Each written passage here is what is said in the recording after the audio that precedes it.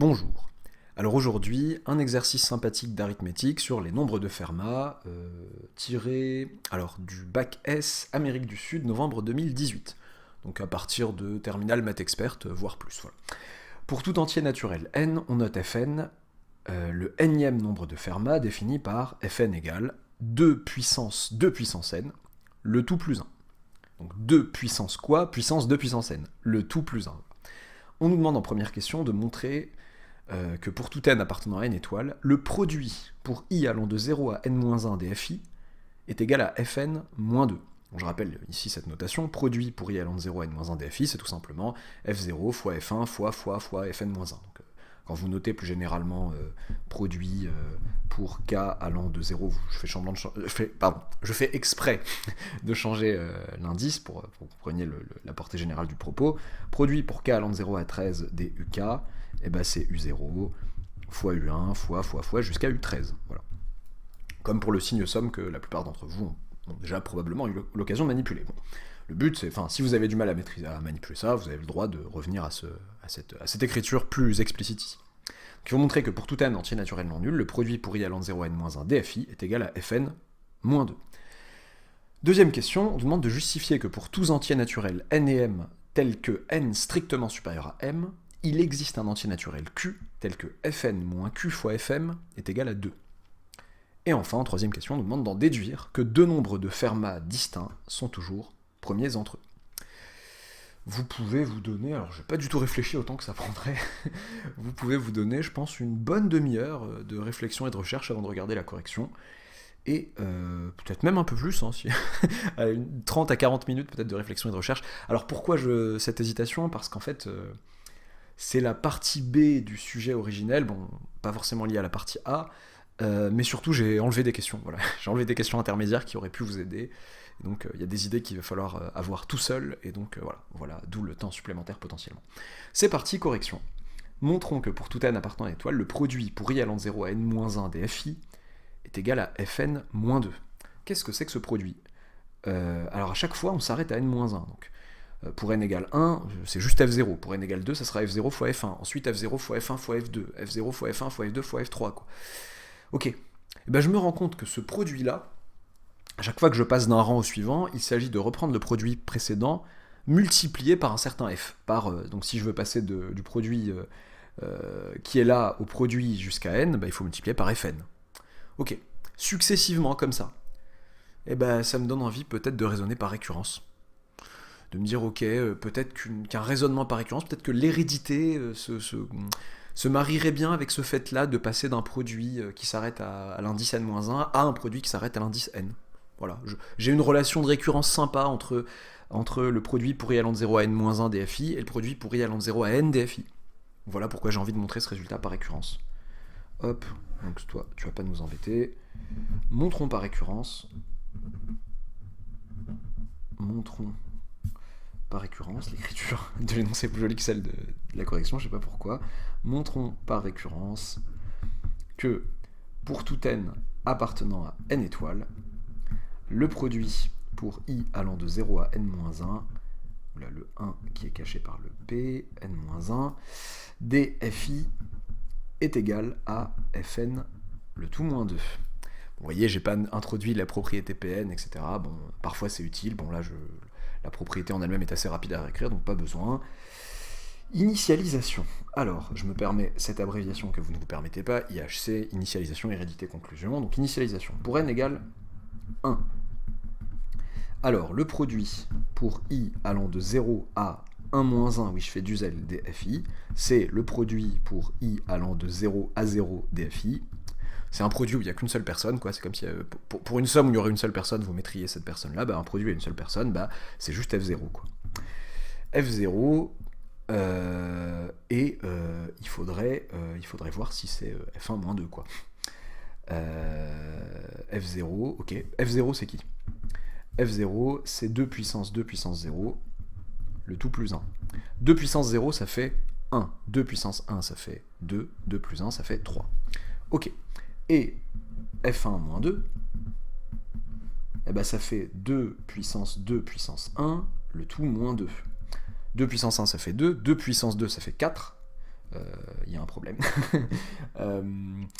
Où est-ce que je me suis trompé dès le début? Donc, produit pour i allant de 0 à tac, fi, f0, 2 puissance 0, donc ça fait 2 puissance 1, ça fait plus 1, ça fait 3. f1 moins 2, ça fait 2 puissance 1. Ah oui, mais... qu'est-ce qui se passe? Bon, ouais, j'ai bugué pour rien. f1 moins 2, c'est pas ça, en fait. J'ai juste oublié que f1... Alors, attention, on m'a bien dit que fn, c'était 2 puissance n plus 1, donc c'était mal parti. f1, c'était 2 puissance 1 plus 1. Ça, c'est f1. Ça, c'est juste f1, ça, pardon. Moins 2, du coup. f1, c'est lui, en fait. J'ai bugué pour rien. Ça arrive, mais voilà. 2 puissance 1 plus 1 moins 2. Ouais, et donc, ça fait 4 plus 1, ça fait 5. Ça fait 5 moins 2, et ça fait 3. Tout va bien. Donc... la propriété est initialisée, donc là, le produit, donc là c'est là que je me dis, tiens, j'aurais pu appeler Pn le machin, là j'aurais dit P1. Produit pour i allant de 0 à 1 moins 1 dfi, ça fait bien F1 moins 2, tout va bien. Alors, hérédité. Supposons que pour un certain n appartenant à n étoiles, eh bien, produit pour i allant de 0 à n-1 dfi, punaise, les 1 qui vont dans les p, pardon, dfi égale fn-2. Fn, le tout, moins 2. Et montrons l'égalité suivante, à savoir, l'écriture LED, montrons que le produit pour i allant de 0 à n dfi, du coup, est égal, en fait, à fn plus 1, moins 2. Ce serait la propriété au rang suivant. Ok, bon, si on suppose ça, comment prouver cette égalité? Bon, je regarde cette égalité, je regarde l'un des membres de cette égalité, à savoir lui. Produit pour i allant de 0 à n dfi, qui est-ce en fait? C'est ce que j'avais dit un peu à l'oral tout à l'heure, en disant ce qui me donne envie de faire une récurrence. Bon, pour être honnête avec vous, le sujet dit montrer par récurrence. Le sujet donne une question avant ça pour nous aider, et dit montrer par récurrence. Donc voilà, je complique les choses. Ça, c'est le produit pour i allant de 0 à n-1 dfi, le tout multiplié par fn. Et oui, ça c'est f0 fois f1 fois f2 fois f3 fois fn. C'est comme dire c'est f0 fois f1 fois f2 fois jusqu'à on s'arrête à n-1, donc ça fait un produit incomplet, et on multiplie par le dernier terme qui nous manquait pour avoir tout le produit, fn. Ok, mais pourquoi c'est intéressant ça? C'est que je vais pouvoir jouer de l'hypothèse de récurrence qui est là. Ça, par hypothèse de récurrence, c'est fn-2, du coup ça là, et que je multiplie du coup par fn. Par hypothèse de récurrence. Ok, mais je suis censé obtenir quoi? Je suis censé obtenir de tout ce machin fn plus 1 moins 2. Il est temps de se demander comment on peut obtenir fn plus 1. Il est temps d'essayer de trouver un lien sympa entre fn plus 1 et fn. C'était le sens de d'une question précédant cette récurrence que j'ai supprimée, de vous faire prouver que fn plus 1 par rapport à fn s'écrivait simplement, etc. Donc fn plus 1, qui est-ce? J'ai le droit d'arrêter mon calcul comme ça, de me dire ok, là je vois pas trop ce qu'il faut faire, mais fn plus 1, qui est-ce en fait? Fn plus 1, c'est 2 puissance n plus 1, le tout plus 1. Comment faire apparaître du fn? Fn c'est la même chose mais avec du puissance n. Ok, on va essayer d'y aller par étapes. Ça fait 2 puissance n, on fait très attention, là on a envie de dire des trucs qui pourraient être faux. 2 puissance n fois 2, là j'ai juste transformé le 2 puissance n plus 1 en 2 puissance n fois 2, c'est la définition de 2 puissance n plus 1, enfin la définition non, mais voilà, un lien simple entre 2 puissance n plus 1 et 2 puissance n fois 2, le tout plus 1. Ok. Mais 2 puissance, moi ce que j'aurais aimé c'est du 2 puissance n, mais c'est multiplié par 2 en exposant. Ça, avec les règles de calcul sur les puissances, ça c'est 2 puissance n, le tout au carré, malheureusement on va voir, plus 1. Est-ce que j'ai fn là? Eh ben non, contrairement à mon erreur de tout à l'heure dans l'initialisation, j'ai pas fn, là j'ai fn moins 1. Donc fn plus 1, c'est fn moins 1. Donc ça c'est fn moins 1, d'accord, parce que fn c'est tout ça plus 1. Le tout au carré, plus 1. J'ai remplacé, donc il faut que je me décide sur mes 1, voilà. Ça c'est fn moins 1, donc élevé au carré, plus 1. Et donc, qu'est-ce que fn plus 1 par rapport à fn? Fn plus 1, c'est fn carré, moins 2fn. Plus 1, donc plus 2. Attention, là, on aurait pu avoir envie d'une fausse simplification qui n'est pas vraie, quoi. Ça, c'est fn plus 1. Oh, ça tombe bien. Parce que nous avions quoi, du coup? Nous avions que le produit pour i allant de 0 jusqu'à n des fi, égale en fait à fn carré moins 2 fn. Oui, mais fn carré moins 2 fn, qu'est-ce que c'est? C'est donc fn plus 1 moins 2, puisque fn plus 1 c'est tout ça plus 2. Fn plus 1 moins 2. Nous avons bien prouvé la propriété au rang suivant. Donc on a prouvé, si vous aviez appelé Pn cette chose, on a prouvé Pn plus 1 ici. Ok, bon bah c'est cool ça. Conclusion. Le principe de raisonnement par récurrence nous permet de conclure que, c'est ce que j'aime écrire sur mes copies, que pour tout n appartenant à n étoiles, eh bien, il ne faut pas que j'oublie non plus ce qu'il y avait à prouver, c'était très simple, produit pour i allant de 0 à n-1 dfi égale fn, le tout, moins 2. Ok, ensuite, justifier que pour tous entiers naturels n et m, tel que n soit strictement supérieur à m, il existe un entier naturel q, tel que fn moins qfm égale 2. Dit autrement, ça veut dire tel que fn moins 2 égale qfm. Autrement dit, il faudrait que fm divise fn moins 2. Donc là, j'écris ça juste pour... ça voudrait dire, en fait, c'est la même chose que de dire... alors, si tu pouvais arrêter de tourner, pardon.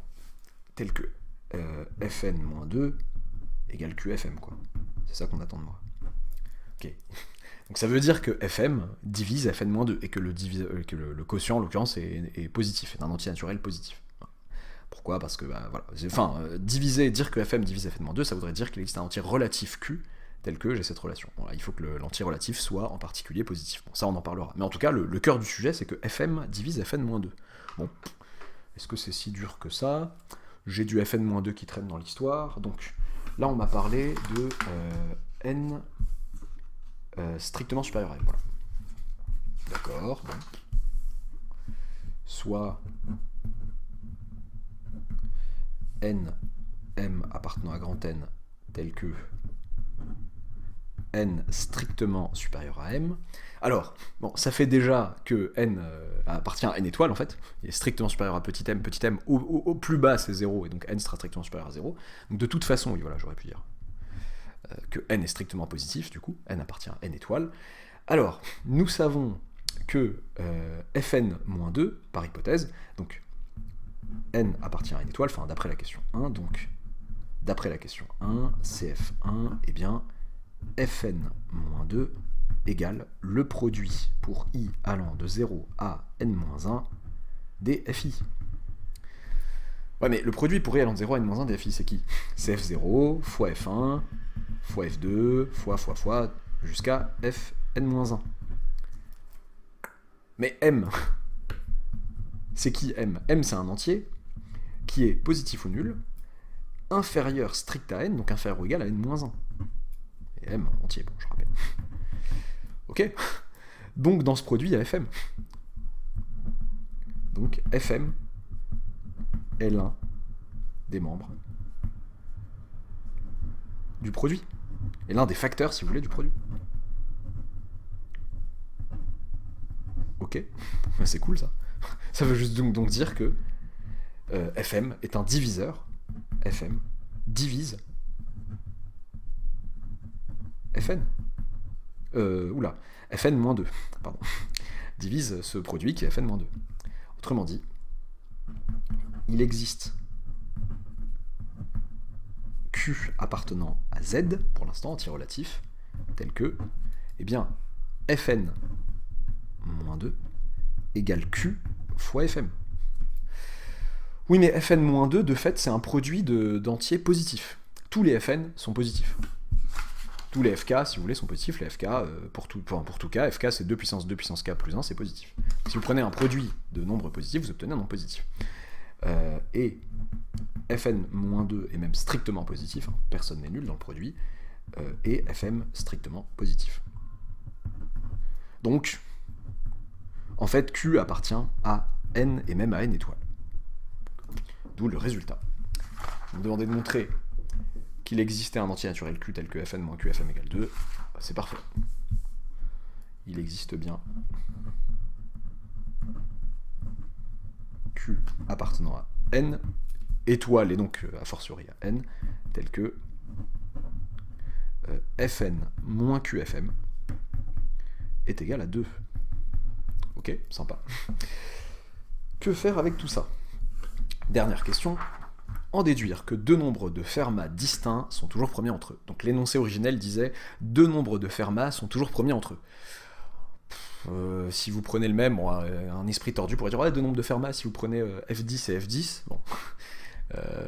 bon, est-ce que ça marche? Voilà, j'ai mis distinct pour. Enfin, c'est sous-entendu, hein, quand on dit deux nombres de Fermat, sous-entendu deux nombres de Fermat distincts.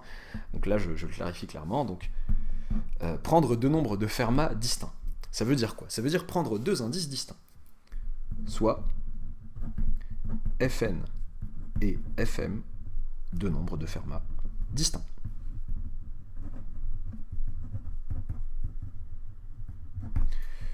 Alors, si tu pouvais éviter de me faire ça, pardon. Deux nombres de Fermat distincts. Et alors, je vais utiliser une expression qu'on aime bien employer en mathématiques, enfin, qu'on aime bien dans les corrigés surtout, et qu'il faut essayer de manier avec précaution et de ne pas la sortir quand il ne faut pas la sortir. Sans perte de généralité,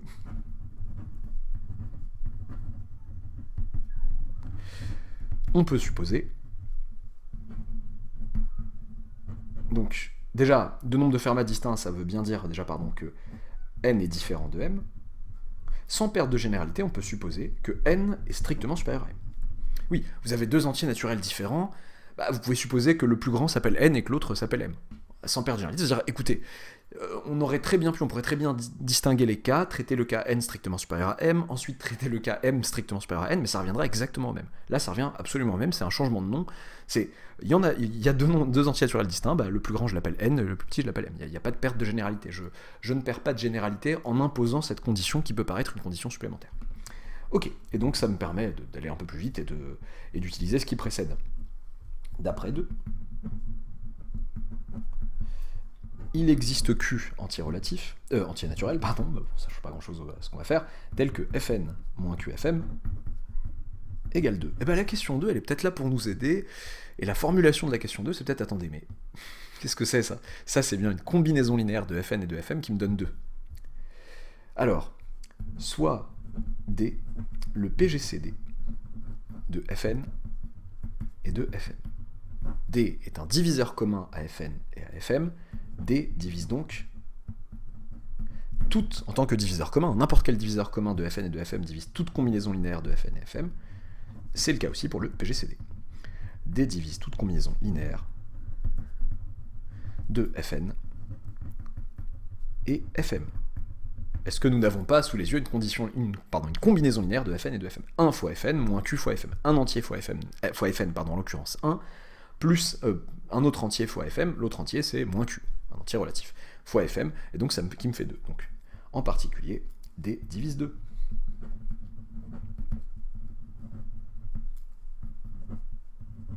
Qui sont les diviseurs positifs de 2? Qui sont les entiers naturels non nuls qui divisent 2? Le PGCD de deux nombres étant un entier naturel non nul. Et c'est 1 et 2. 2 est un nombre premier. Donc D appartient à un ensemble de deux valeurs qui sont 1 et 2. Voilà les deux seules possibilités pour D. Ouais, mais nous, on a envie de prouver que D égale 1. On veut prouver que Fn et Fm sont premiers entre eux, et que leur PGCD est égal à 1. Non. Comment écarter 2? Qu'est-ce que ça voudrait dire que leur PGCD vaut 2? Ça voudrait en particulier dire qu'ils sont... ça impliquerait qu'ils sont tous les deux pairs, parce que 2 serait un diviseur commun à tous les deux. Ah! Sauf que Fn est toujours impair. Tous les nombres de Fermat sont impairs. Faites attention à un petit truc, c'est que c'est pas parce que c'est une puissance de 2 quelconque, j'aurais pu vous arnaquer avec du 2 puissance 0. Sauf qu'on n'a jamais 0 ici. Donc même pour n égale 0, ça fait, en exposant ici, ça fait 2 puissance 0 qui fait 1. Donc la plus petite puissance de 2 qu'on va voir, c'est 2 puissance 1 et donc 2. Donc on aura toujours un nombre pair. Ce que j'essaye de dire par là, c'est que toutes les puissances, quand je dis puissance, c'est 2 puissance un nombre entier naturel, toutes les puissances de 2 sont paires, sauf 2 puissance 0, qui vaut 1. Mais là, c'est bien des puissances de 2 qui ne sont pas de puissance 0, donc 2 puissance quelque chose de supérieur ou égal à 1, un entier naturel supérieur ou égal à 1, un entier naturel non nul, donc j'ai un nombre pair, plus 1, donc ça me fait un nombre impair. Or, pour tout k appartenant à n, fk impair. 2 puissance k est pair. que j'ai expliqué pour le 2 puissance, enfin cette puissance de 2 qui ne fait pas 0. Enfin ça là qui ne fait pas 0. Ok. Fk est impair, donc 2 ne divise ni, en l'occurrence, notre Fn, ni Fm. Il suffisait que 2 ne divisent pas l'un d'entre eux pour écarter le fait que ce soit leur PGCD. PGCD, c'est quand même commun diviseur. Plus grand, d'accord, mais commun diviseur. Mais là, ils ne divisent aucun des deux. Donc, ça écarte la valeur 2 pour le PGCD. Et enfin, leur PGCD est 1, et Fn et Fm sont premiers entre eux. Si je peux écrire la conclusion sur cette même feuille, je serai content. Sont premiers, allez hop, une petite flèche à la manga, sont premiers entre eux. Ne faites jamais ça sur vos copies.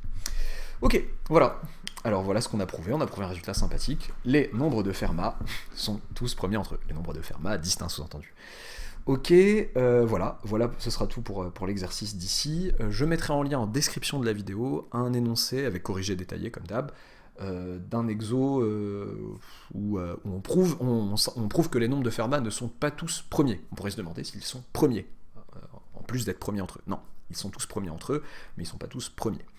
Voilà, n'oubliez pas de vous abonner si ce n'est pas encore fait, de liker la vidéo si elle vous a plu, et à bientôt pour une nouvelle vidéo.